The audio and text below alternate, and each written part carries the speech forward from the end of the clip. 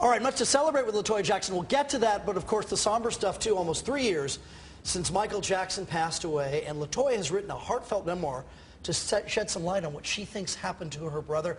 Toya is here. The first lines of your book, you say, "I never believed I would survive to write a second book."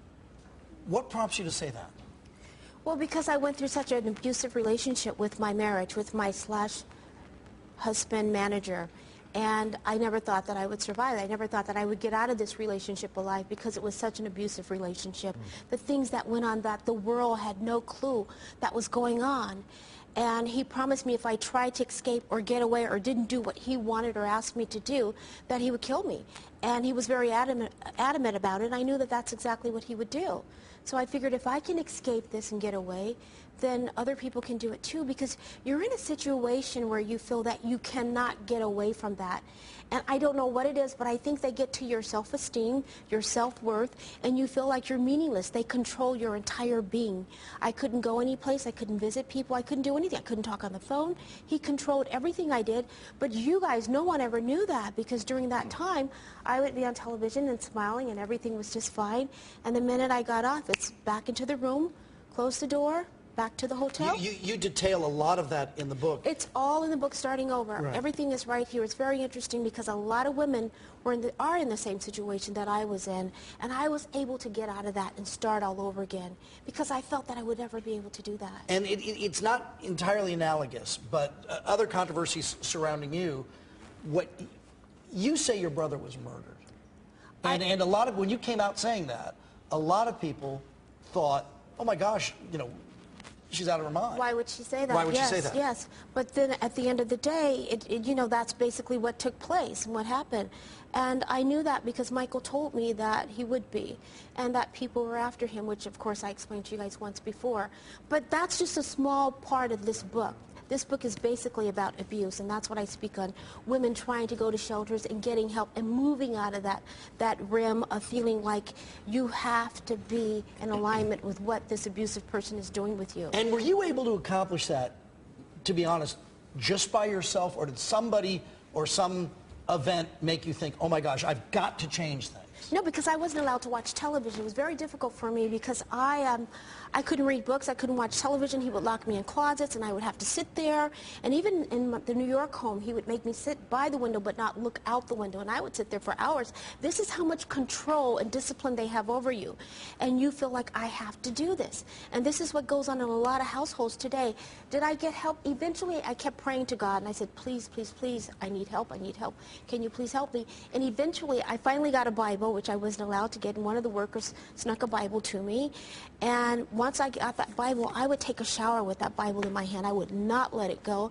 And eventually, when he got into the shower, I picked up the phone, which I wasn't allowed to use, and I called my phone book. I looked, and the first Jackson I saw, I called the number.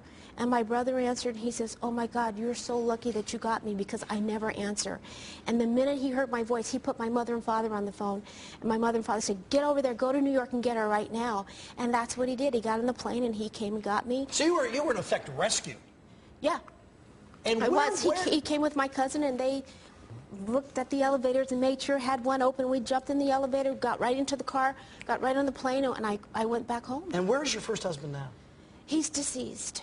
He's deceased, and I wish he was here, because I would love to know that he would feel that this is something that is not supposed to happen, not supposed to take place.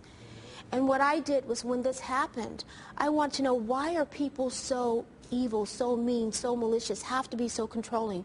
What went wrong in his childhood to make him do the things that he did to me, when I was a strict Jehovah's Witness, didn't know anything about the world?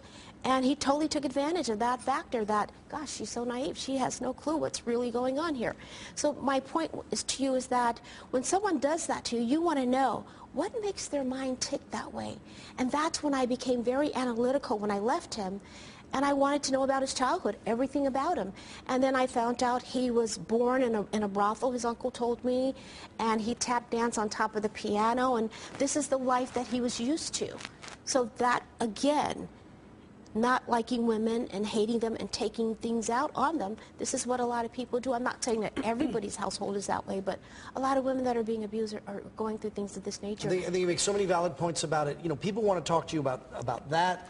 They want to talk to you about your life as a sister, and now your life as an aunt.